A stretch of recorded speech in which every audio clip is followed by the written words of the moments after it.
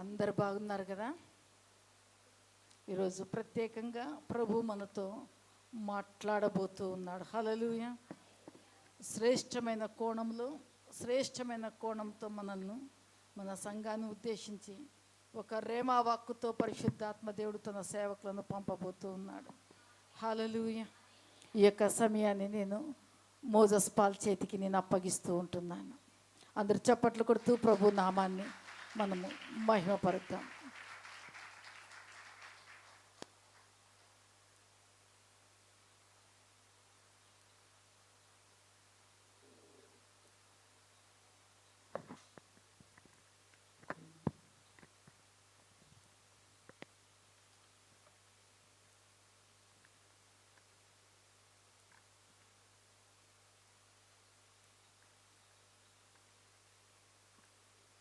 హల్లెలూయా.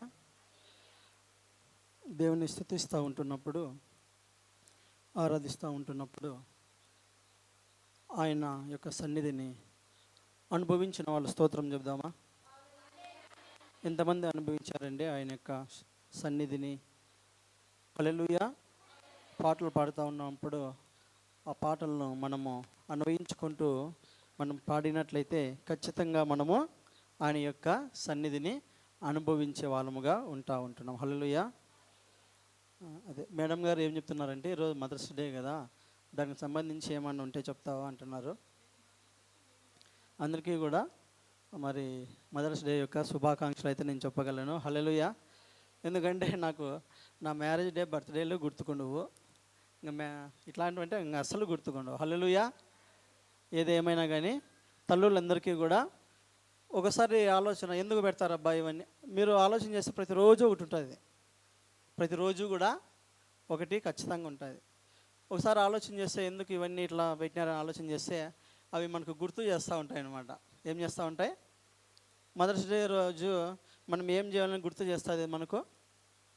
అమ్మా, మన యొక్క తల్లులను గౌరవించాలని, సన్మానించాలని, వాళ్ళని అత్యధికంగా ప్రేమించాలని ఏం చేస్తూ ఉంటుందంట? మదర్స్ డే మనకు గుర్తు చేస్తూ ఉంటుంది. సంతోషం. ద్వితీయోపదేశ కాండం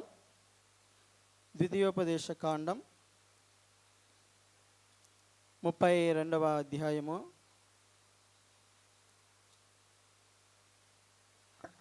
39వ వచనం చదువుకుందామా?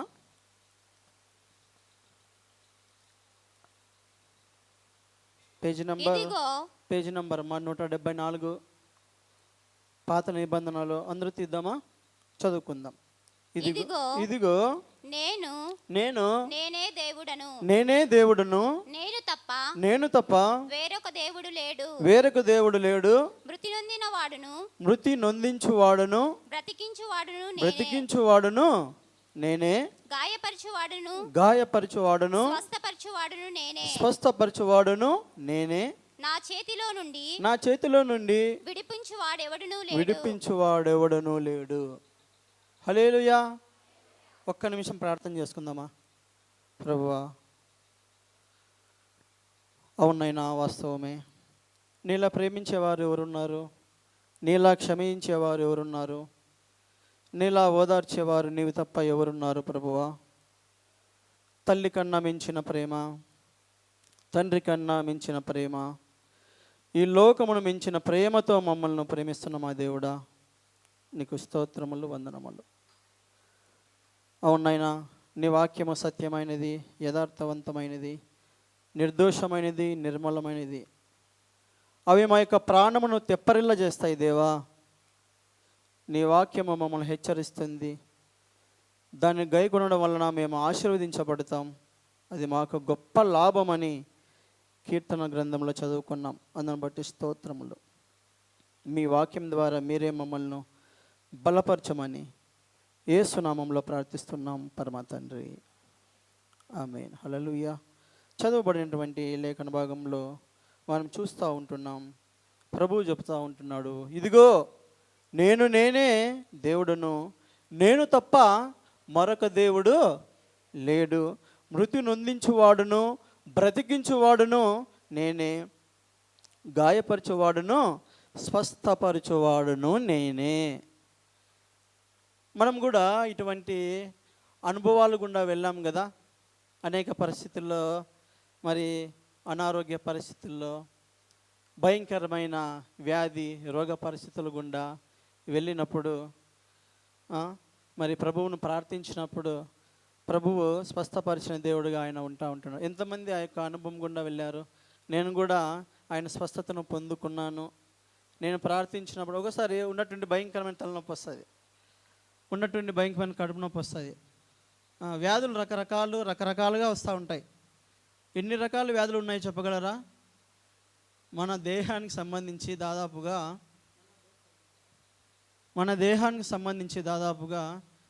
20,000 రకాల వ్యాధులు ఉన్నాయంట. ఈ వ్యాధులు రకరకాల మార్గాలు గుండా వస్తుంటాయి. తాగే నీరు సరిగ్గా లేకపోయినా ఏదో రోగం వస్తుంది, పీల్చే గాలి సరిగ్గా లేకపోయినా వస్తుంది, తినే ఆహారం సరిగ్గా లేకపోయినా వస్తాయి. మరి బైబిల్ గ్రంథం చెప్తా ఉంది, ఈ రకంగానే కాక పాపం వలన కూడా కొన్ని వ్యాధులు వస్తూ ఉంటాయి. హల్లెలూయా. ఎన్ని వ్యాధులైనా కానీ ఈ వ్యాధులన్నిటినీ మనల్ని విడిపించేవాడు, స్వస్థపరిచేవాడు మన ప్రభువు మాత్రమే. హల్లెలూయా, హల్లెలూయా. బైబిల్ గ్రంథంలో మనం చూసినప్పుడు ఆయన స్వస్థపరిచిన విధానాలు, వ్యక్తులు అనేకములుగా ఉంటున్నారు. కొత్త నిబంధనలో సువార్తలు ఉంటాయి, 4 సువార్తలు. పేర్లు చెప్పండి అమ్మా.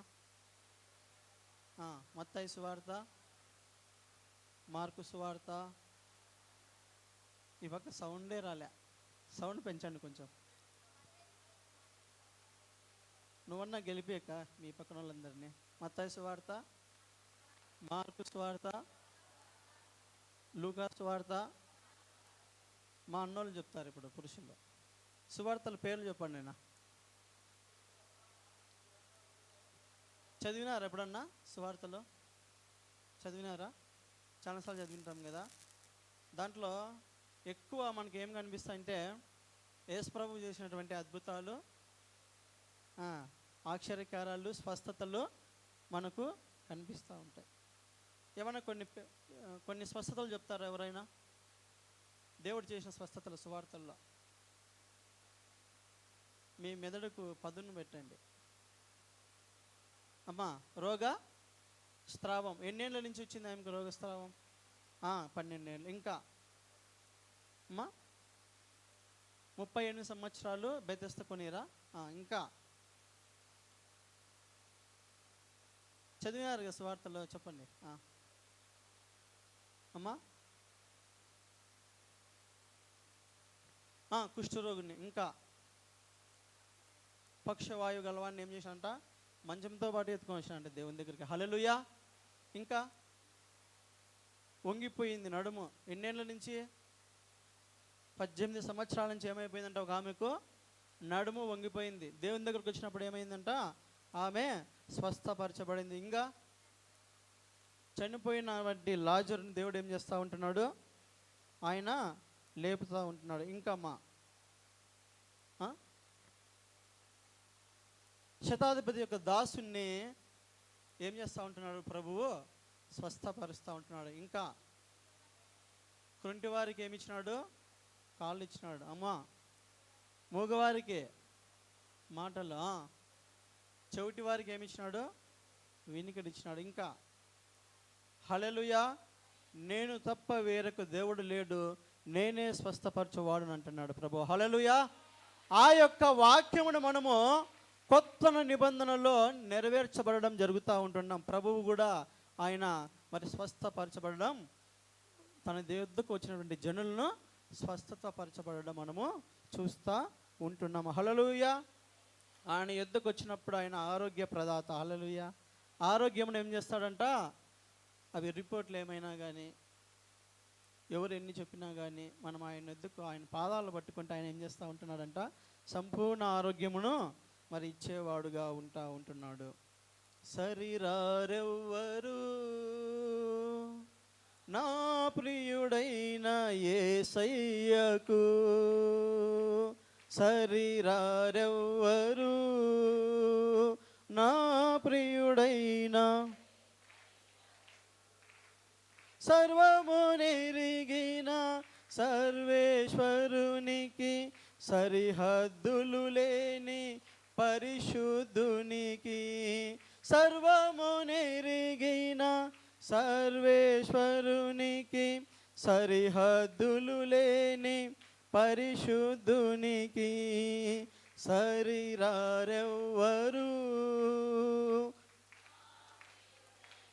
యేసయ్యకు సరిరారెవ్వరు నా ప్రియుడైన యేసయ్యకు ఆరోగ్య ప్రదాతయే సంపూర్ణ స్వస్థత అనుగ్రహించువడే ఆరోగ్య ప్రదాతయే సంపూర్ణ స్వస్థత అనుగ్రహించువడే ఆశ్చర్య క్రియలు జీవితమంతా చేయుచు తిరిగినాడే ఆశ్చర్య క్రియలు జీవితమంతా చేయుచు తిరిగినాడే నాకై కొరడాల అనుభవించినడే నాకై కొరడాల దెబ్బలను అనుభవించినడే సరిరారెవ్వరు నా ప్రియుడైన యేసయ్యకు హల్లెలూయా.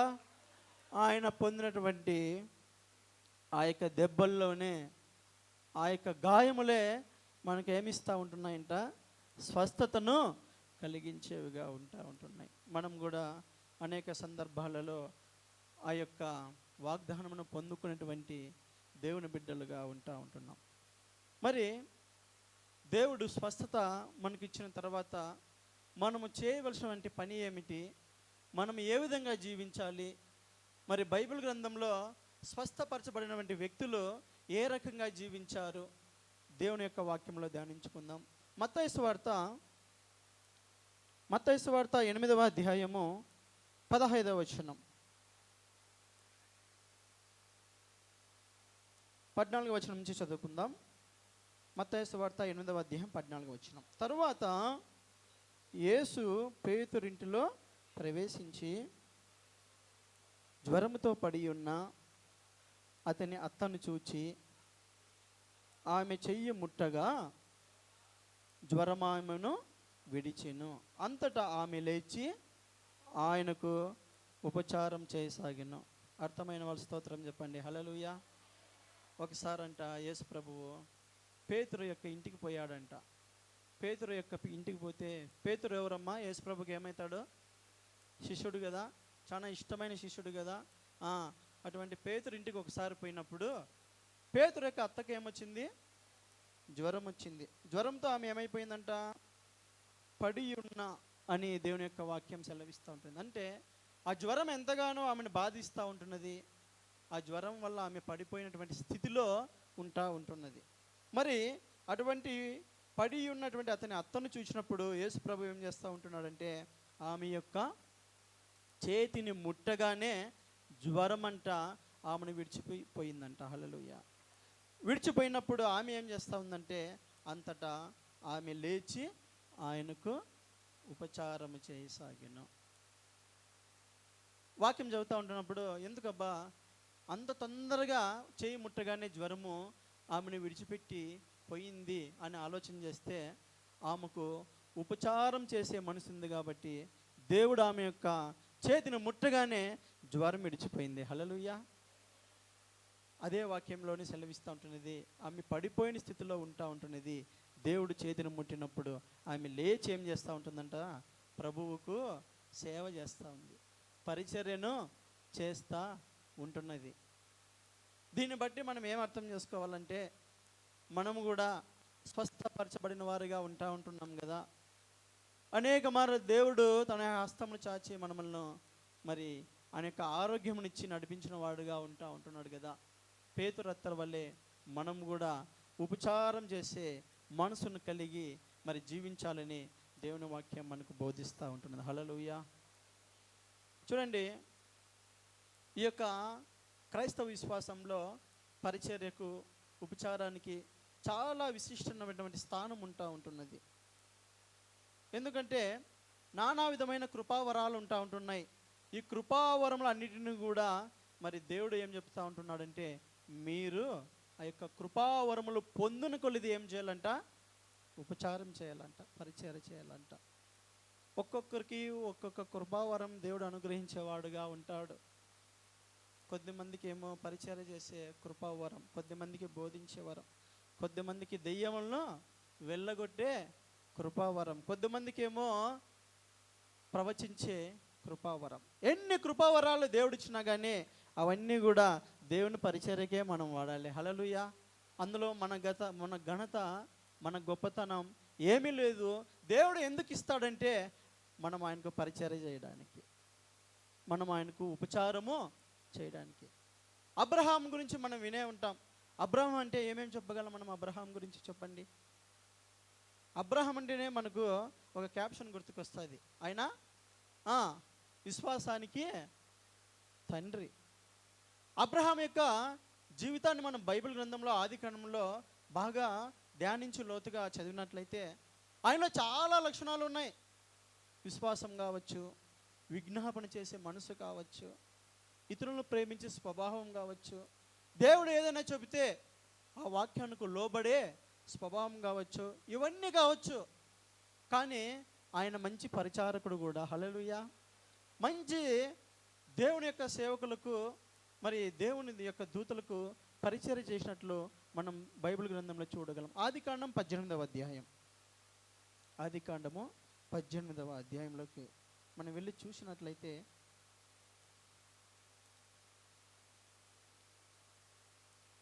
మొదటి వచనం నుంచి, మరియు మమ్రే దగ్గరనున్న సింధూర వనములో అబ్రహాము ఎండవేళ గుడారపు ద్వారమందు కూర్చుని ఉన్నప్పుడు యెహోవా అతనికి కనబడెను. అతడు కన్నులెత్తి చూచినప్పుడు ముగ్గురు మనుషులు అతని ఎదుట నిలవబడి ఉండరి. అతడు వారిని చూచి గుడారపు వాకిటి నుండి వారిని ఎదుగునకు పరిగెత్తి నేల మట్టుకు వంగి. చూడండి, ఒకసారంట అబ్రహాం గారు ఆ యొక్క మిట్ట మధ్యాహ్నపు వేళ గుడారం యొక్క వాకిట కూర్చొని ఉన్నాడంట. ఆయన కన్నులెత్తి చూసినప్పుడు మరి దేవుడు కనబడినట్లు మనం చూస్తూ ఉంటున్నాం. ఎప్పుడైతే దేవుడు కనిపించాడో అక్కడి నుంచి పరిగెత్తుకొని పోతూ ఉంటున్నాడు. మిట్ట మధ్యాహ్నం వేళ దగ్గరికి వెళ్ళి చూస్తే అక్కడ ఎంతమంది ఉన్నారంట? ఒక్కడు కాదు, ముగ్గురు యొక్క దేవుని దూతలు ఉంటున్నారు.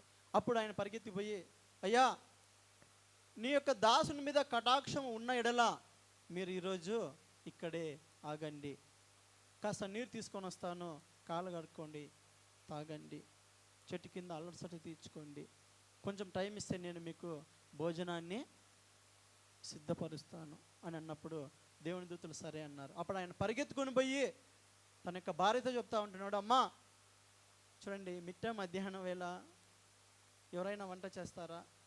ముగ్గురు అనుకోకుండా అతిథులు వచ్చారు.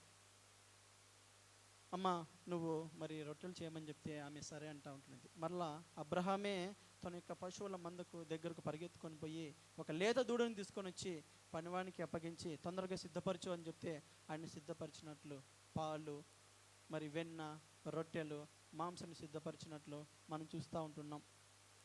ఎప్పుడైతే మనకు పరిచర్య చేసే మనసు ఉంటుందో దేవుడిచ్చే ఆశీర్వాదం కూడా అదే విధంగా ఉంటుంది. హల్లెలూయా. మరి ఏం జరిగింది చూడండి, 9వ వచనంలో మనం ఇక్కడ చూసినట్లయితే, వారు అతనితో నీ భార్య అయిన శారా ఎక్కడ ఉన్నదని అడుగగా అతడు అదిగో గుడారంలో ఉన్నదని చెప్పాను. అందుకు ఆయన మీదటికి ఈ కాలంలో నీ ఎద్దుకు నిక్షేమంగా మరలా వచ్చేదను, అప్పుడు నీ భార్య అయిన శారాకు ఒక కుమారుడు కలుగునని చెప్పాను. శారా ఆయన వెనుక నుండిన గుడారపు ద్వారమందు వినుచుండెను. అబ్రహామును శారాయును బహుకాలం గడిచిన వృద్ధులై ఉండిరి. స్త్రీ ధర్మము శారాకు నిలిచి పోయాను గనుక శారా నేను బలము ఊడిగిన దాననైన తర్వాత నాకు సుఖం కలుగునా, నా యజమానుడును వృద్ధుడునై ఉన్నాడు కదా అని తనలో నవ్వుకొనేను. అబ్రహామే అడగలే. తన యుద్ధకు వచ్చినటువంటి దూతల దగ్గరకు పరిచయం చేసిన తర్వాత వారి యొక్క జీవితంలో ఎంతో కాలం నుంచి అన్నీ ఉన్నా కానీ వారి జీవితంలో సంతానం లేదు. పరిచర్య చేస్తూ ఉంటున్నారు, భోజనం సిద్ధపరుస్తూ ఉంటున్నారు. వాళ్ళు తింటూ ఉంటే అబ్రహాం నిలబడుకొని ఉన్నాడు. తర్వాత ఆ యొక్క దేవుని యొక్క దూతలు చెప్తూ ఉంటున్నారు, అబ్రహామా నెక్స్ట్ వచ్చే ఈ సమయానికి నీకు కుమారుడు దేవుడు అనుగ్రహించబోతున్నాడు అని చెప్తూ ఉంటున్నాడు. హల్లెలూయా. అరే వాళ్ళు అడగలేదు కదా, అబ్రహాము ఎప్పుడు కూడా చూడలేదు కదా, వాళ్ళు కొత్త వాళ్ళు కదా, ఎట్లా తెలిసింది వాళ్ళకు? మనం ఎప్పుడైతే పరిచర్య చేసే మనసుతో ఏ లాభాన్ని ఆశించకుండా ఆయనకు చేస్తున్నామని గుర్తిరిగి పరిచర్య చేస్తామో మనము అడగక మునిపే మన అక్కరను ఎరిగిన దేవుడు ఆయన. హల్లెలూయా. దేవుని దూత చెప్తా ఉంటే నీకు కుమారుడు కలుగుతాదని శారా ఏం చేస్తుంది? గుడారంలో నవ్వుకుంటా ఉంటున్నది. ఎందుకంటే ఈ యొక్క ముసలి ప్రాయంలో యాడ మరి సంతానం కలుగుతుంది, స్త్రీ ధర్మం నిలిచిపోయింది కదా అని. అది కూడా గుర్తెరిగి దేవుని దూతలు చెప్తా ఉంటున్నారు, అమ్మా నువ్వు ఎందుకు నవ్వుతూ ఉంటున్నావు? హల్లెలూయా. మనం చేసే ప్రతి పని కూడా ఎవరికి తెలుసంట? ఆయనకి మరుగైనది ఏది కూడా లేదు. కాబట్టి పరిచర్య చేసే మనస్సు మనం కలిగి ఉండాలి. స్వస్థతలు పొందుకుంటున్నాం కదా, అనేక రకాలుగా సాక్ష్యం ఇస్తూ ఉంటున్నాం కదా, దేవుడు ఆ పరిస్థితి నుంచి నన్ను బయట వేశాడని చెప్తూ ఉంటున్నాం కదా. మరి పేతురు అత్తవలే మనం కూడా పరిచర్య చేసే మనసు కలిగి ఉండాలని ఆయన కోరుకుంటూ ఉంటున్నాడు. రెండవదిగా మత్తయి సువార్త 8వ అధ్యాయము 4వ వచనం. మత్తయి సువార్త 8వ అధ్యాయం 4వ వచనం. అప్పుడు యేసు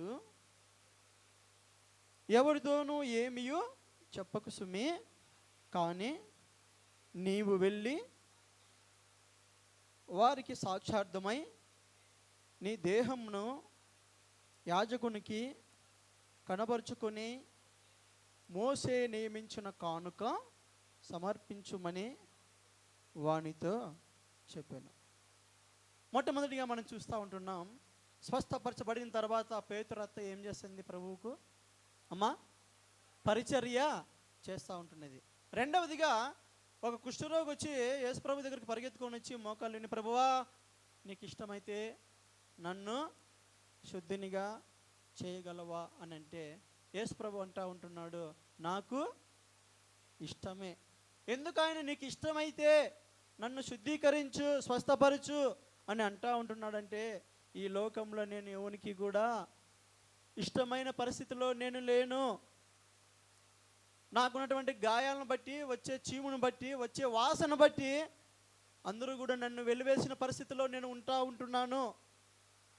ఒకవేళ నీకు ఇష్టమైతే నన్ను శుద్ధీకరించు ప్రభువా అని అంటూ ఉంటున్నాడు. లోకంలో ఎవరికి నేను ఇష్టంగా లేను. నా పరిస్థితిని బట్టి ఎవరు కూడా నన్ను ప్రేమించడం లేదు, ఎవరు కూడా సహాయం చేయడానికి ముందుకు రాలేదు, అందరూ చీదరించుకుంటున్నారు. ప్రభువా నీకు ఇష్టమైతే నన్ను శుద్ధీకరించు అని ప్రభు దగ్గరికి వచ్చినప్పుడు ఆయన అంటూ ఉంటున్నాడు, ఎవరికి ఇష్టం లేకపోయినా నువ్వు నాకు ఇష్టమే అంటూ ఉంటున్నాడు. హల్లెలూయా, హల్లెలూయా. అప్పుడు తక్షణమే వాని కుష్ఠరోగం ఏమైపోయిందంట? శుద్ధి అయిపోయిందంట. కుష్ఠరోగం అంతా వదిలిపోయినట్లు మనం చూస్తూ ఉంటున్నాం. కుష్ఠరోగి స్వస్థపరచబడిన తర్వాత యేసు ప్రభువు ఆ కుష్ఠరోగితో ఏం చెప్తున్నాడు చూడండి. అప్పుడు యేసు 4వ వచనంలో, మత్తయి సువార్త 8వ అధ్యాయం 4వ వచనంలో, అప్పుడు యేసు ఎవరితోనూ ఏమియూ చెప్పకు సుమి, కానీ నువ్వు వెళ్ళి వారికి సాక్షార్థమై నీ దేహమును యాజకునికి కనపరుచుకొని మోసే నియమించిన కానుక సమర్పించమని వానితో చెప్పెను.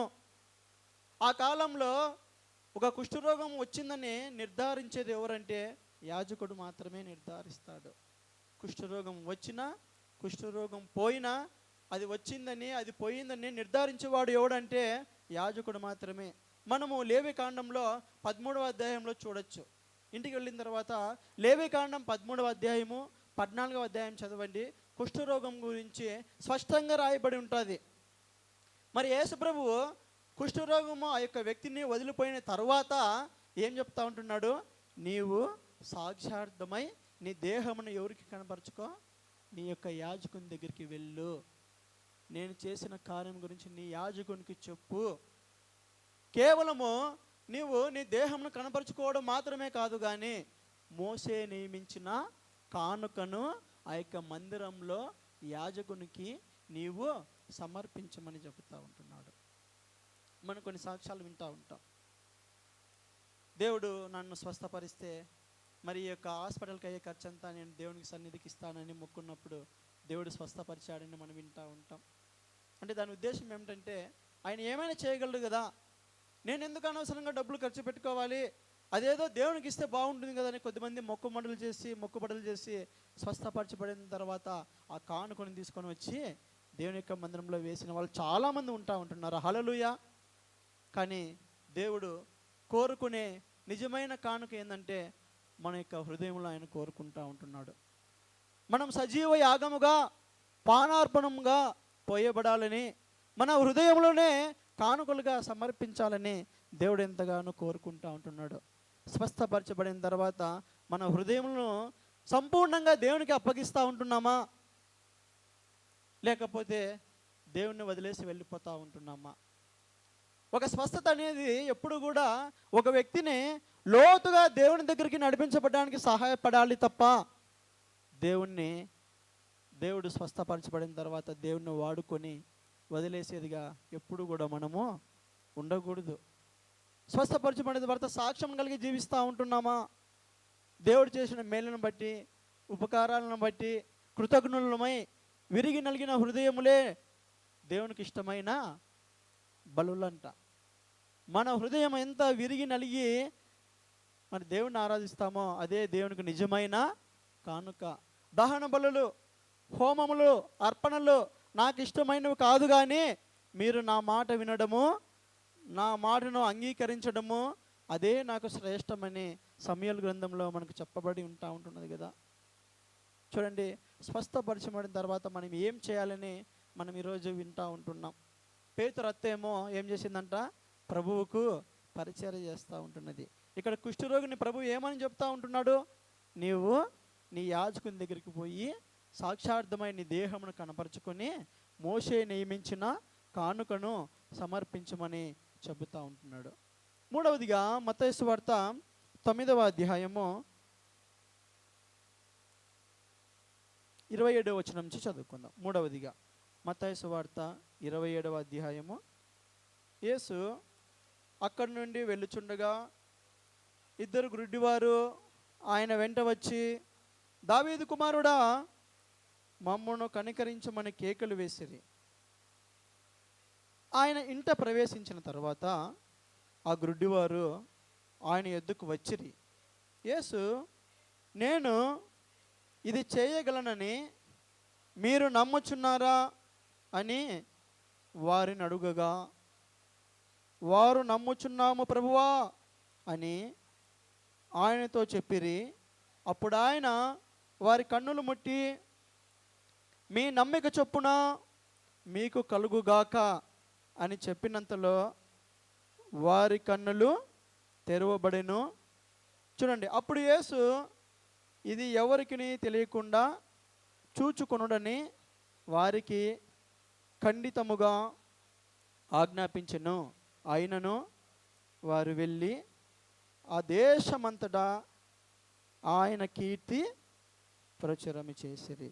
మూడవదిగా యేసు ప్రభు దగ్గరకు ఇద్దరు గుడ్డి వాళ్ళు వచ్చి, దావీదు కుమారుడా, మమ్మల్ని కరుణించు అని కేకలు వేస్తూ ఉంటే యేసు ప్రభు చెప్తా ఉంటున్నాడు, వారిని అడుగుతున్నాడు, అయ్యా నేను ఇది చేయగలనని మీరు నమ్ముచున్నారా? అంటే వాళ్ళు ఏమంటున్నారు? ప్రభువా, నీవు ఖచ్చితంగా ఇది చేస్తావని మేము ఏం చేస్తూ ఉంటున్నాం? నమ్ముచున్నాం. అందుకే దేవుని వాక్యం చెబుతూ ఉంటున్నది, వినుట వలన విశ్వాసం కలుగుతుంది. గుడ్డి వారికి కళ్ళు లేవు కదా, మరి అంత విశ్వాసం ఎట్లొచ్చింది? వాళ్ళు ఎక్కడో విన్నారు, ఎప్పుడో విన్నారు. యేసు ప్రభువు మరి స్వస్థతల గురించి వారు విన్నారు. వారు విన్న మాటలే వారిలో ఏం కలిగించిందంట? విశ్వాసము కలిగించింది. మనం అనేక మారులు పొందుకోకపోవడానికి ప్రధాన కారణం ఏమిటంటే మనలో తగినంత విశ్వాసము లేకపోవడమే. ఎప్పుడైతే మేము నమ్ముచున్నామో ప్రభువా అన్నప్పుడు యేసు ప్రభు వారి కన్నులు ముట్టినప్పుడు వారికి ఏమొచ్చాయంట? కళ్ళు వచ్చాయి. కళ్ళు వచ్చిన తర్వాత యేసు ప్రభు వాళ్ళకి ఏమని ఆజ్ఞాపిస్తూ ఉంటున్నాడు? ఇది ఎవరికి తెలియకోకుండా మీరు చూచుకొనుడి. ఒక చోట ఏమో యేసు ప్రభువు మీరు వెళ్ళి మీ పట్టణంలో చెప్పండి, మీ ఇంటిలో చెప్పండి అని చెప్తాడు. మరొక చోట ఎవరికి చెప్పద్దండి అని చెప్తాడు. ఆ వాక్యాన్ని కూడా నేను చూపిస్తాను. కానీ ఎవరికి చెప్పద్దు అని చెప్పినప్పుడు వీళ్ళు ఏం చేశారంట? మరీ ఎక్కువగా ఆ దేశమంతటా ఆయన కీర్తిని ప్రచురము చేసిరి. అంటే వీళ్ళు స్వస్థత పొందుకున్న తర్వాత గుడ్డివారు ఏమైపోయారంటే ఆయన్ని కీర్తించేవారుగా మారిపోయారు. హల్లెలూయా. ఆయన స్తుతించేవారుగా మారిపోయారు. దేవుడు చేసిన మేలులను పొందుకొని దేవుని విడిచిపెట్టుకోకోకుండా, దేవుని మర్చిపోకోకుండా ఆయన ఏం చేసేవారిగా మారిపోయారంట? కీర్తించేవారిగా మారిపోయారు. నిత్యము కూడా మన నోటిలో ఏముండాలంట? ఆయన యొక్క కీర్తినే ఉండాలి. ఆయన స్తుతించడమే మన నోట్లో ఉండాలి.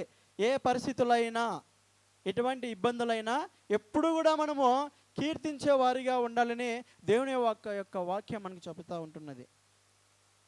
మేము హాస్పిటల్లో ఉన్నప్పుడు డాక్టర్స్ చెప్పారు, చాలా సమస్యలు ఉన్నాయి కాబట్టి బిడ్డ బ్రతకడము కష్టము, మీరు మీ యొక్క ఇష్టదైవానికి ప్రార్థన చేసుకోండి అని చెప్పినప్పుడు, కానీ దేవుడే ఇచ్చాడు కాబట్టి ఖచ్చితంగా దేవుడే బతికిస్తాడని ఎప్పుడు కూడా నా నోట్లో నేను ఎప్పుడు పాటలు పాడుకుంటా ఉంటే, పునరుద్ధానుడా నా యేసయ్యా, పునరుద్ధానుడా నా యేసయ్యా, మరణము గెలిచి బ్రతికించితివి నన్ను, మరణము గెలిచి బ్రతికించితివి నన్ను, స్తుతి పాడుచు నిన్నే ఘనపరచుచు ఆరాధించెదనీలో జీవించుచు, స్తుతి పాడుచు నిన్నే ఘనపరచుచు ఆరాధించెదనీలో జీవించుచు. ఎప్పుడు కూడా మరణం నుంచి దేవుడు బ్రతికిస్తాడని ఆ మరణం గురించినటువంటి పాటలు పాడుకునేవాడిని. దేవా, ఖచ్చితంగా ఈ మరణం నుంచి నువ్వు తప్పిస్తావు, నా బిడ్డను సజీవునిగా లేవనెత్తుతావు అని పాడినప్పుడు అక్షర రీతిగా దేవుడు బిడ్డను బ్రతికించడం జరిగింది. హల్లెలూయా, హల్లెలూయా. మరణమే లేనిది నీ రాజ్యము, మహిమోన్నతమైన ఆదేశము, మరణమే లేనిది నీ రాజ్యము, మహిమోన్నతమైన ఆదేశము, యేసయ్యా నీ ఘననామము, మారు మృగుని ప్రతినిత్యము, యేసయ్యా నీ ఘననామము, మారు మృగుని ప్రతినిత్యము, ఆరాధనా స్తుతి ఆరాధనా, ఆరాధనా స్తుతి ఆరాధనా. హల్లెలూయా. ఆ మరణానికి సంబంధించిన 5-6 పాటలు ఎప్పుడు కూడా పాడుకుంటూ ఉండేవాడిని. దేవుడా, ఖచ్చితంగా నా బిడ్డను మరణం నుంచి జీవంలోకి దాటిస్తాడని. హల్లెలూయా. ఆ యొక్క స్తుతినే, ఆ యొక్క కీర్తినే దేవుడు మరి ఘనపరిచినట్లుగా నా జీవితంలో నేను చూస్తూ ఉంటున్నా. నీకు అప్పుడు సమస్య ఉండవచ్చు, లేదంటే భయము కలిగించే పరిస్థితులు ఉండవచ్చు. వాటిని దేవుని వాక్యాన్ని ఎప్పుడూ ఉచ్చరించు, దేవుని వాక్యాన్ని బట్టి ఎప్పుడూ స్తుతించు. దేవుడు ఆ యొక్క ప్రమాదాల నుంచి, అపాయాల నుంచి తప్పించేవాడుగా ఉంటున్నాడు. హల్లెలూయా. ఇక గుడ్డివాడు ఏమైపోయాడంట? దేవుణ్ణి కీర్తించే బిడ్డగా మారిపోయాడు, దేవుని స్తుతించే బిడ్డగా మారిపోయాడు. ఆ పట్టణం అంతా ఏం చేస్తూ ఉంటున్నాడంటే ఆయనకు ఘనమైన నామాన్ని ఏం చేస్తూ ఉంటున్నాడంటే ఆయన ప్రకటిస్తూ ఉంటున్నాడు. 4వదిగా లూకాసు వార్త 8వ అధ్యాయం.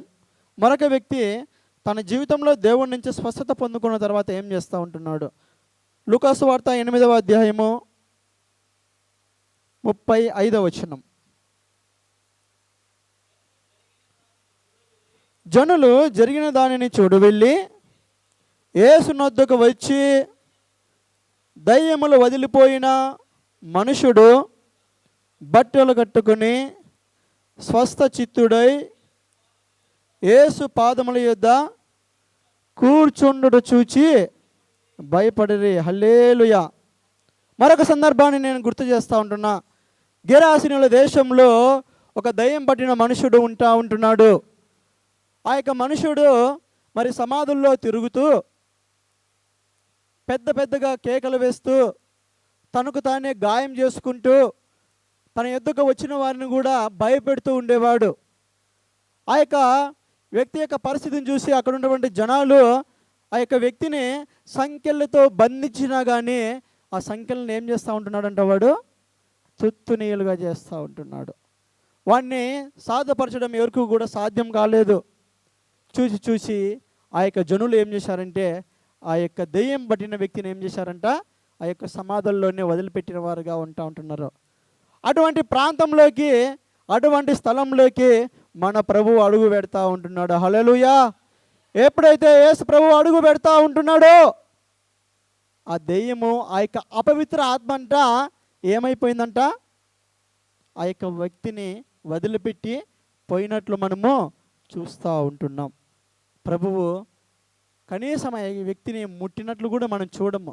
కేవలం యేసు ప్రభు ఆ యొక్క ప్రాంతంలో అడుగు పెట్టగానే ఆ యొక్క దెయ్యం ఏమైపోయిందంట, వాడిని విడిచిపెట్టి అక్కడి నుంచి మరి వెళ్ళిపోయినట్లు మనం చూస్తూ ఉంటున్నాం. అంతవరకు తన యొక్క బట్టలు తానే చించుకునేవాడు, గాయాలు చేసుకునేవాడు, రాళ్లతో కొట్టుకునేవాడు. అటువంటి జీవితం గుండా వెళ్తున్న వ్యక్తి ఇప్పుడు ఏమైపోయాడంటే, యేసు ప్రభు ఎప్పుడైతే స్వస్థపరచబడ్డాడో, దయ్యం నుంచి, అపవిత్ర ఆత్మ నుంచి విడుదల కలిగించాడో, యేసు పాదాల దగ్గర కూర్చున్నాడంట. హల్లెలూయా. ఎక్కడ కూర్చున్నాడు? దయ్యం వదిలిపోతేనే, దయ్యం ఆ యొక్క వ్యక్తిని వదిలిపెట్టి పోతేనే ఆ వ్యక్తి దేవుని వదిలిపెట్టి పోలే. ఎక్కడ కూర్చున్నాడంట? యేసయ్య పాదాల దగ్గర కూర్చొని ఉంటున్నాడు. ఆ యొక్క దృశ్యము, ఆ యొక్క కార్యము అక్కడ ఉన్నటువంటి మనుషులకు మరి బహు వింతగా ఉంటున్నది. ఎందుకంటే వీడేంది, యేసుప్రభు పాదాల దగ్గర కూర్చున్నది ఏంది, ఇది నిజమా అని ఆ యొక్క జనాలు ఏమైపోయారంట, ఆశ్చర్యపడుతూ ఉంటున్నారు. హల్లెలూయా. ఈ వ్యక్తి యొక్క స్వస్థత గురించి మనం ఏం నేర్చుకోవచ్చు అంట, స్వస్థపరచబడిన తర్వాత మనము ఎప్పుడు ఆయన పాదాల దగ్గర కూర్చొని ఉండాలి. హల్లెలూయా. నువ్వు ఎంతగా, నేను ఎంతగా ఆయన పాదాల దగ్గర కూర్చొని ఉంటామో దేవుడు మనల్ని అంత లోతుగా నడిపించేవాడుగా ఉంటున్నాడు. హల్లెలూయా. అంత మాత్రమే కాదు, చూడండి ఇంకా ఈ వ్యక్తి ఏం చేస్తూ ఉంటున్నాడంటే 36వ వచనం, లూకాసు వార్త 8వ అధ్యాయము 36వ వచనం.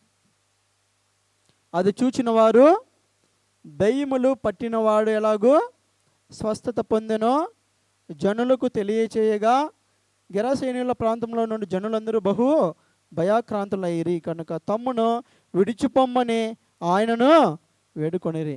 అక్కడ ఉన్నటువంటి ఆ యొక్క ప్రజలు ఆ యొక్క కార్యం చూసిన తర్వాత భయపడతా ఉంటున్నారు. ఎందుకంటే ఇన్ని రోజులుగా మేము చేయలేనిది ఈయన ఎవరో అంటే వాళ్ళకి తెలియదు. ఆయన ప్రభువు అని, ఆయన రక్షకుడని తెలియక మరి యేసుప్రభుని ఏమంటున్నారు, అయ్యా నువ్వు మా ప్రాంతమును విడిచిపెట్టి పొమ్మని వేడుకుంటా ఉంటున్నారు. ఆయన దోణి ఎక్కి తిరిగి వెళ్ళుచుండగా, యేసుప్రభువు మరి ఏం చేస్తూ ఉంటున్నాడమ్మా, దోణి ఎక్కి తిరిగి వెళ్ళడానికి ప్రయాణం అవుతూ ఉంటే దయ్యములో వదిలిపోయిన మనుషుడు ఆయనతో కూడా తన్ను ఉండనిమ్మనే ఆయనను వేడుకొనెను. హల్లెలూయా. అందరూ నువ్వు వెళ్ళిపో, నువ్వు మాకు అవసరం లేదు, ఈ ప్రాంతంలో ఉండవద్దు అని జనాలంతా అంటా ఉంటే ఈ వ్యక్తి ఏమంటా ఉంటున్నాడు, ప్రభువా నేను కూడా నీతో వస్తా, నువ్వు ఎక్కడికి వెళ్తే అక్కడికి వస్తా, అంతం వరకు కూడా నేను నీతో ఉంటా, ప్లీజ్ నన్ను నీతో ఉండడానికి పర్మిషన్ ఇవ్వని వేడుకుంటా ఉంటున్నాడంట. హల్లెలూయా. మనం కూడా ఎన్నో కార్యాలు, ఎన్నో అద్భుతాలు మరి ఆయన ద్వారా పొందుకున్నాం కదా. ఆయన ఒక్కడే నిజమైన దేవుడని, ఆపత్కాలమందు మొరపెట్టినప్పుడు మనకు ఉత్తరం ఇస్తాడని, సహాయం అనుగ్రహిస్తాడని మనము అనుభవపూర్వకంగా రుచి తెలిసి ఆయన తెలుసుకున్నాం కదా, మరి అంతం వరకు కూడా ప్రభువా నేను నిన్ను వదిలిపెట్టను, ఎన్ని శోధనలు వచ్చినా, ఎన్ని శ్రమలు వచ్చినా, ఎన్ని ఇబ్బందులైనా అని చెప్పగలిగిన స్థాయిలో ఉండాలని ఈ యొక్క వ్యక్తి యొక్క జీవితం ద్వారా మనం నేర్చుకోగలము. హల్లెలూయా. ఆ వ్యక్తి నన్ను ఉండనివ్వు అని యేసు ప్రభుతో మరి వేడుకుంటా ఉంటే ప్రభు ఏం చెప్తా ఉంటున్నాడు చూడండి 39వ వచనంలో. అయితే ఆయన, నీవు నీ ఇంటికి తిరిగి వెళ్ళి దేవుడు నీకెట్టి గొప్ప కార్యములు చేసినో తెలియచేయమని వానితో చెప్పి వానిని పంపివేసినో. వాడు వెళ్ళి యేసు తనకెట్టి గొప్ప కార్యములు చేసినో ఆ పట్టణమంతటను ప్రకటించును. హల్లెలూయా. యేసు ప్రభు చెప్తా ఉంటున్నాడు, అయ్యా నువ్వు నాతో ఉండడానికి ఇది సమయం కాదు, కానీ నువ్వు అద్భుతం పొందుకున్నావు కదా, స్వస్థత పొందుకున్నావు కదా, దేవుడి నుంచి సహాయం పొందుకున్నావు కదా, నువ్వు ఎట్టి గొప్ప కార్యములు చూశావో అవన్నీ కూడా నీవు నీ ఇంటికి పోయి నీ జనములతో చెప్పని చెప్తా ఉంటున్నాడు. హల్లెలూయా. ఆ వ్యక్తి ఇంటికి వెళ్ళి ఇంటిలోనే కాదు కానీ ఆ యొక్క పట్టణం అంతా చెబుతూ ఉంటున్నాడంట. సంఘము వృద్ధి చెందాలంటే మరి మనం కూడా ఏం చేయాలంట, దేవుడు మన జీవితంలో చేసిన సహాయాన్ని బట్టి మన చుట్టూ రకరకాల పరిస్థితులు గుండా వెళ్ళే ప్రజలు ఉంటారు. ఆ ప్రజలకు మనం కూడా దేవుని యొక్క వాక్యమును తీసుకొని వెళ్ళి చెప్పగలిగినట్లయితే వారు కూడా దేవుని సన్నిధికి నడిపించబడేవారుగా ఉంటున్నారు. హల్లెలూయా. ఆ వ్యక్తి వయసు 19 సంవత్సరాలు ఉంటుంది, యవ్వన కాలంలో ఉంటున్నాడు, కడు పేదరికంలో ఉంటున్నాడు. ఆ పేదరికాన్ని బట్టి కూడా ఎప్పుడూ అనుకునేవాడు, నేను ఎంతో కష్టపడి ఈ పేదరికం నుంచి బయటపడాలి, బాగా డబ్బులు సంపాదించాలి, నేను కూడా సమాజంలో ఒక మంచి స్థాయిలో ఉండాలి, పేరు ప్రఖ్యాతులు సంపాదించాలి, నన్ను కన్న తల్లిదండ్రులకు నేను మంచి పేరు తీసుకొని రావాలని చాలా కష్టపడేవాడట.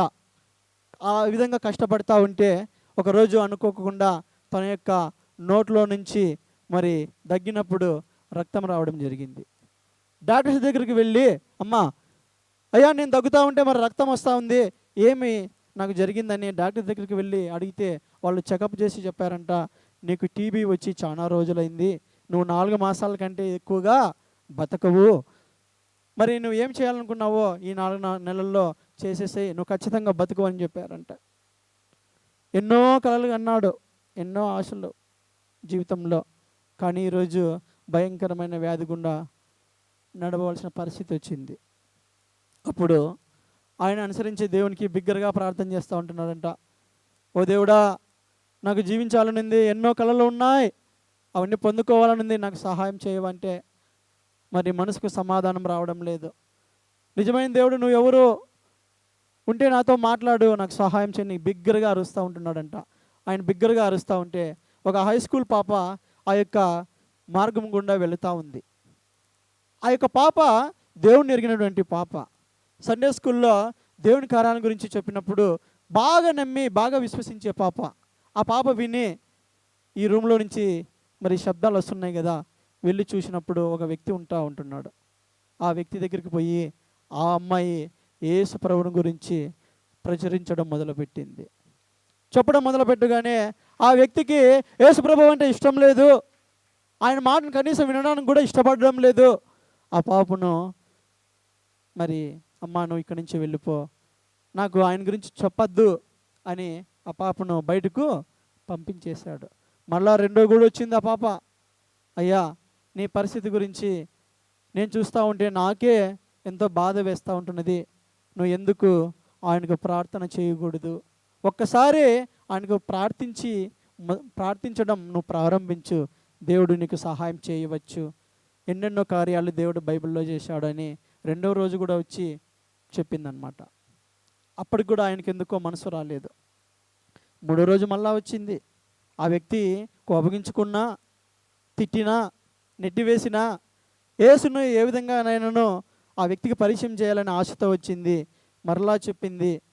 ఇంకా ఆ పాపనే కన్నీటితో ప్రార్థించడం మొదలుపెట్టింది. దేవా కనికరించవా, సహాయం చేయవా, యవన ప్రయాణంలో ఉంటున్నాడు ప్రభువా, ముట్టువా, స్వస్థపరచువా, నీ చిత్తం అయితే స్వస్థపరచు ప్రభువా, ఈ యొక్క వ్యక్తిని ఈ యొక్క వ్యక్తిని నీ చేతులకు అప్పగిస్తూ ఉంటున్నానని చెప్పి కన్నీటితో ప్రార్థన చేయడం చూసినప్పుడు ఆ వ్యక్తి హృదయం కూడా మరి కరగడం ప్రారంభమైంది.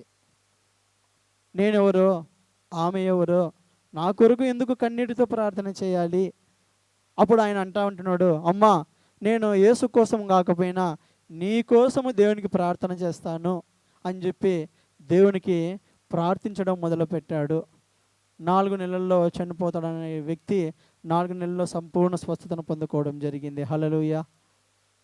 ఆ యొక్క వ్యక్తి ఎవరంటే పాలయంగిచ్చావు. ప్రపంచంలోనే గొప్ప సంఘాన్ని కట్టగలిగినాడు. దాదాపు 8 నుంచి 10 లక్షల మంది సంఘ సభ్యులు ఉంటారంట. ఆ వ్యక్తికి ఏ విధంగా యేసుప్రభు గురించి తెలిసింది? ఆ యొక్క చిన్న పాప యేసు యొక్క గొప్పతనాన్ని చెప్పడం బట్టి. హల్లెలూయా.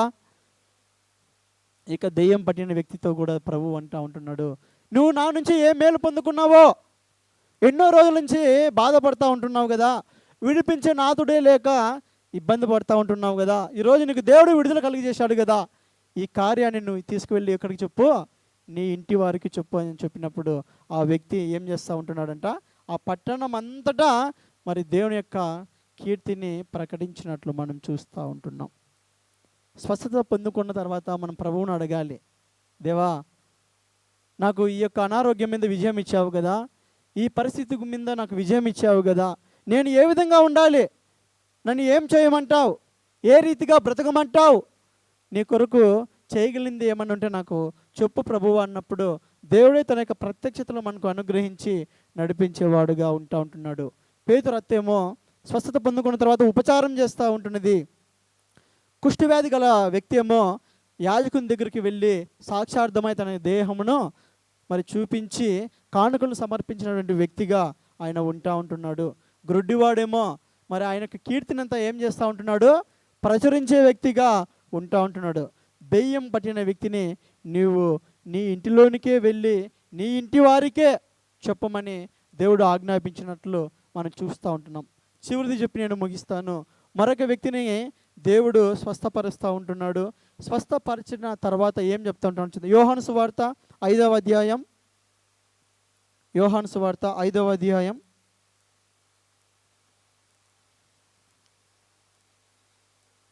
14వ వచనం. అటు తరువాత యేసు దేవాలయంలో వానిని చూచి ఇదిగో స్వస్థత నొందితివి, మరి ఎక్కువ కీడు నీకు కలుగుకుండునట్లు ఇకను పాపము చేయకుమని చెప్పగా వాడు వెళ్ళి తన్ను స్వస్థపరిచిన వాడు యేసు అని యూదులకు తెలియజెప్పిన. మరొక వ్యక్తిని మనం ఇక్కడ చూస్తూ ఉంటున్నాం.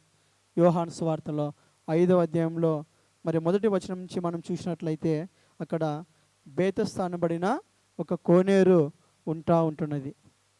అక్కడ 38 సంవత్సరాల నుంచి ఒక వ్యక్తి పడి ఉంటున్నాడు. దేవుని యొక్క స్వస్థత కొరకు ఎదురు చూచి ఆ కోనేటిలోకి ఎవడైతే ఫస్ట్ దిగుతాడో వానికి స్వస్థత వస్తూ ఉంటున్నది. ఈ వ్యక్తికి శరీరం సహకరించడం లేదు. మరి పక్షవాయు ఇచ్చి కాళ్ళు చేతులు పడిపోయి ఉంటున్నాయి. ఆ కోనేటి దగ్గర కూడా రావడానికి ఎవరో ఎత్తుకొని రావాలి, మరలా సాయంత్రం అయితేనే ఎత్తుకొని పోయే పరిస్థితి ఆ యొక్క జీవితంలో ఉంటున్నది. యేసుప్రభు ఒకరోజు ఆ కోనేటి దగ్గరికి వస్తూ ఉంటున్నాడు. ఆ యొక్క వ్యక్తిని యొక్క పరిస్థితిని చూచి జాలిపడి, అయ్యా నీవు స్వస్థత పొందాలని ఆశపడుతూ ఉంటున్నావు అంటే, ప్రభువా నాకు ఇష్టమే కానీ నేను ఆ యొక్క కోనేటిలోకి దిగలేకపోతూ ఉంటున్నాను, దిగాలని నేను ప్రయత్నం చేస్తూ ఉంటున్నాను కానీ నాకంటే ముందుగా ఎవరో ఒకరు అందులో దిగిపోతూ ఉంటున్నారు అంటే ప్రభువు చెప్తా ఉంటున్నాడు, నీవు లేచి నీ పరుపును ఎత్తుకొని నడువు అని ఎప్పుడైతే చెప్పాడో ఆ యొక్క వ్యక్తి ఏమయ్యాడంట, లేచి నిలబడినట్లు మనం చూస్తూ ఉంటాం. హల్లెలూయా. ఆయన నిన్న నేడు నిరంతరం మారని దేవుడు, ఏకరీతిగా ఉండే దేవుడు. ఆ రోజు ఆ కార్యాలు చేశాడు, ఇప్పటికీ కూడా అనేక మంది జీవితాలలో తన యొక్క స్వస్థతలను జరిగిస్తున్నట్టు దేవాది దేవుడిగా ఉంటున్నాడు. 38 సంవత్సరాల నుంచి మరి ఆ వ్యక్తి బాధపడుతూ ఉంటున్నాడు కదా, స్వస్థత కలిగింది కదా. స్వస్థత కలిగిన తర్వాత యేసుక్రీస్తు ప్రభువు ఆ యొక్క వ్యక్తితో ఒక మాట చెప్తా ఉంటున్నాడు, మరి ఎక్కువ కీడు నీకు కలుక్కుంటున్నట్లు ఇక నువ్వు పాపం నువ్వు చేయొద్దు. పాపం ద్వారా వచ్చే జీతం మరణం. పాపం ద్వారా రకరకమైన భయంకరమైనటువంటి వ్యాధులు వస్తూ ఉంటున్నాయి. దేవుడు కనికరించినప్పుడు మరలా తిరిగి అదే పాపం చేసేవాళ్ళు ఎంతమంది లేరు? దేవుడు చేసిన మేలను మర్చిపోయిన వారు ఎంతోమంది ఉంటున్నారు. అందుకే ఆ యొక్క వ్యక్తితో ప్రభువు చెప్తా ఉంటున్నాడు, అయ్యా దేవుడు నిన్ను కనికరించినాడు, మరలా కూడా నీవు అదే పాపంలోనే పడిపోయావంటే ఇక ముందు కలిగినటువంటి కీడు కన్నా నీకు ఎక్కువ కీడు కలుగుతుంది. ఆ పాపం జోలు వెళ్ళొద్దు. ఆ పాపం ఎప్పుడు కూడా నువ్వు చేయవద్దు. చేస్తే ఎక్కువ కీడు నీకు కలుగుతుంది అని హెచ్చరించినట్లు మనము చూస్తూ ఉంటున్నాం. దేవుడు చేయవద్దని దాన్ని ఎన్నిసార్లు మనం చేయడం లేదు? దేవుడు వెళ్ళవద్దని చెప్పిన స్థలాలకి ఎన్నిసార్లు మనము వెళ్ళడం లేదు? దేవుడు మాట్లాడదనేటువంటి మాటలను ఎన్నిసార్లు మనము మాట్లాడడం లేదు? స్వస్థతలు చేయడానికి ఆయన సమర్థుడు, శక్తిమంతుడు. కానీ పొందుకున్న మనము ఆయనకు విధేయులుగా జీవిస్తూ ఉంటున్నామా? దేవుడు చేసిన దానికి కృతజ్ఞత కలిగి జీవిస్తూ ఉంటున్నామా? మనము ఇదే వచనాన్ని మరొక చోటు కూడా గమనించవచ్చు. వ్యభిచారం చేత పట్టబడిన స్త్రీని అందరూ కూడా రాళ్ళు పెట్టి కొట్టాలని మరి ఈడ్చుకొని వచ్చినప్పుడు ప్రభు ఏం చేస్తూ ఉంటున్నాడంట, నేల మీద ఏదో రాస్తూ ఉంటే అక్కడకు వచ్చినటువంటి వారి పాపాలన్నీ కూడా వాళ్ళకు కనిపిస్తూ ఉంటున్నాయి. ఎంతోమంది రాళ్ళు పెట్టి కొట్టాలని వచ్చారు, కానీ వారి పాపంలో వారు కనిపించినప్పుడు వారు ఆ యొక్క రాయిని వేయలేకపోయారు.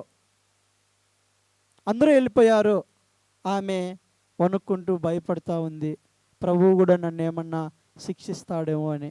కానీ ప్రభువు అంటున్నాడు, అమ్మా నేను నిన్ను ఏమీ చేయను, కానీ నీవు మరలా అదే పాపంలో జీవించవద్దు, ఆ పాపం జోలు వెళ్ళొద్దు, నేను నిన్ను కరుణిస్తూ ఉంటున్నానని చెప్పినట్లు మనము చూస్తూ ఉంటున్నాం. కాబట్టి స్వస్థతలు పొందుకున్న మనము దేవుని నుంచి అనేక మేలును పొందుకుంటున్నాం. మనము ఒక పరిచర్య చేసే వ్యక్తులుగా మారిపోవాలి. హల్లెలూయా. ఆయన యొక్క కీర్తిని స్తుతించే బిడ్డలుగా మనం మారిపోవాలి. ఆయన యొక్క ఘనకార్యంలో ఇతరులు ప్రకటించే వారిగా మనం మారిపోవాలి. మరలా అదే పాపంలో పడి జీవించే బిడ్డలుగా మనము ఉండకూడదు. కాబట్టి ప్రభువా మరి నేను ఏం చేయాలని అని అడిగినప్పుడు ప్రభువు ఖచ్చితంగా మనకు తెలియజేసేవాడుగా ఉంటున్నాడు.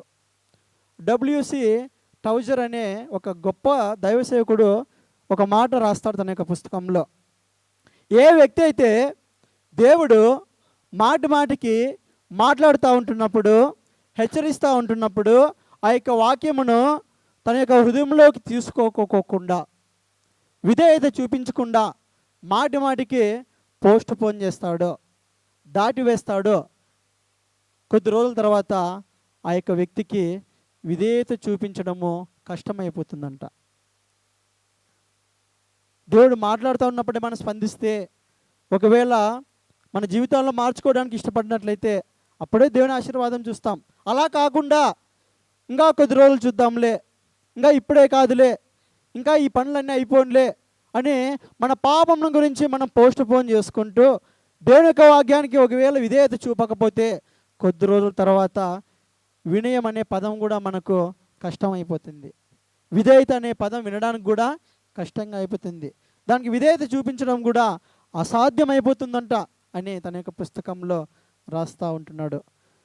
నీ యొక్క మాటల వలన నీ యొక్క సేవకుడు హెచ్చరిక పొందుతాడు. దాన్ని గైకొనడం వలన గొప్ప మేలును వారు పొందుకుంటారని దేవుని వాక్యము చెబుతూ ఉంటున్నది.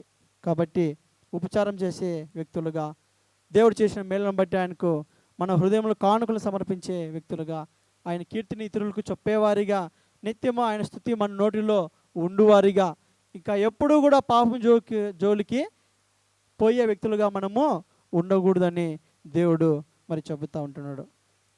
ప్రార్థించుకుందాం, మోకరించుకొని ప్రార్థించుకుందాం. దేవా, నీవు తప్ప దేవుడు ఎవరెవరయ్యా? నీవు లేకుండా మేము లోకంలో ఉండలేం కదా ప్రభువా. ఎన్నో జీవితాల్లో మా జీవితంలో మమ్మల్ని స్వస్థపరిచినావు కదా దేవా. యెహోవా రాఫా, నీకు స్తోత్రం స్తోత్రం. మేలులు పొందుకున్న మేము నాయన ఇంకా నిన్ను అధికముగా వెంబడించే వారిగా ఉండాలి. నీ యొక్క పాదాల యొద్ద కనిపెట్టేవారిగా మేము ఉండాలి దేవా. అటువంటి వ్యక్తులుగా మమ్మల్ని చేయి ప్రభువా అని వేడుకుందామా, అడుగుదామా అందరూ తెరిచి. అయ్యా, ఎన్నోసార్లు సహాయం చేసినావు ప్రభువా. నీ మేలులకు కృతజ్ఞుడై ఉండడానికి నాకు నేర్పించవా, సహాయం చేయవా నాయన. మేలుల్లో మర్చిపోయే స్థితిలో మేము ఉండకూడదు. హిజ్కియా కూడా మరణకరమైన రోగం గుండా వెళ్ళినవలసిన పరిస్థితి వచ్చినప్పుడు, బిగ్గరగా ప్రార్థించినప్పుడు, నీ సహాయాన్ని వేడుకున్నప్పుడు నాయన ఆ యొక్క రోగం నుంచి తప్పించావు, సహాయం చేసినావు. కానీ తన యొక్క అంతకాల దినములలో మేము చూసినప్పుడు నాయన నీ మాట వినుకోకుండా గర్వించిన వ్యక్తిగా ఉంటున్నాడు. ఆ రీతిగా మేము ఉండవద్దు నాయన. ఎప్పుడు దీనులమై వినయ మనస్కులై ఉండడానికి సహాయం చేయవా ప్రభువా అని దేవుని అడుగుదామా నోరు తెరిచి. ఒక పరిచర్య చేసే బిడ్డలుగా మేము ఉండాలి. దేవానికి స్తోత్రం స్తోత్రం స్తోత్రం అయ్యా. యెహోవా రఫా, యెహోవా రఫా, స్వస్థపరచవే వందనమయ్యా. యెహోవా రఫా, స్వస్థపరచవే వందనమయ్యా. నన్ను స్వస్థపరచవే వందనమయ్యా. నిన్ను పూర్ణ మనసుతో ఆరాధింతు, నిన్ను పూర్ణ బలముతో ప్రేమించేదన్. నిన్ను పూర్ణ మనసుతో ఆరాధింతు, నిన్ను పూర్ణ బలముతో ప్రేమించేదన్. ఆరాధనా ఆరాధనా ఆరాధనా ఆరాధనా ఆరాధనా ఆరాధనా ఆరాధనా ఆరాధనా. ప్రేమించేదన్ అధికముగా ఆరాధింతున్, ఆసక్తితో ప్రేమించేదన్. మరింత బిగ్గరగా పాడుకుందాం. యేసయ్యా, శక్తితో నిన్ను పూర్ణ మనసుతో ఆరాధింతు, నిన్ను పూర్ణ బలముతో ప్రేమించేదన్. నిన్ను పూర్ణ మనసుతో ఆరాధింతు, నిన్ను పూర్ణ బలముతో ప్రేమించేదన్. ఆరాధనా ఆరాధనా ఆరాధనా ఆరాధనా ఆరాధనా ఆరాధనా ఆరాధనా ఆరాధనా. ఎబినేజరే ఇంతవరకు ఆదుకు. చెబుదామా?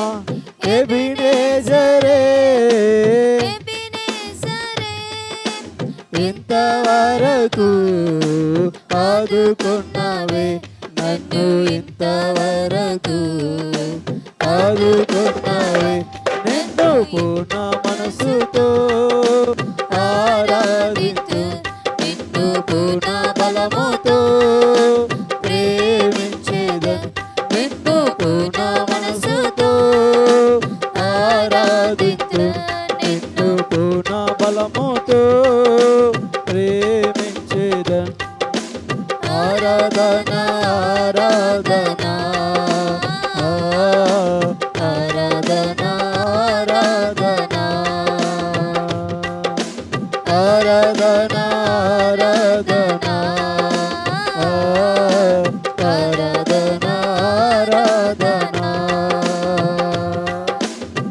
ఆరాధన ఆరాధన ఆరాధన ఆరాధన. దేవా ప్రభువా, ఒక క్షణమైనా నువ్వు లేకుండా మేము జీవించలేం. ఎన్నో అపాయాలు, ఎన్నో ప్రమాదాలు, ఎన్నో రకాల రోగాల నుంచి నాయన మమ్మల్ని కాచి కాపాడుతూ ఉంటున్నావు. ఏమిచ్చి మీ యొక్క రుణమును తీర్చగలం ప్రభువా. నువ్వు చేసిన మేలులకు నిత్యము నాయన వినయ మనస్కులై విధేయులమై జీవించే కృపను మాకు దయచేయమని యేసు నామములో ప్రార్థిస్తున్నాం పరమ తండ్రి. ఆమేన్.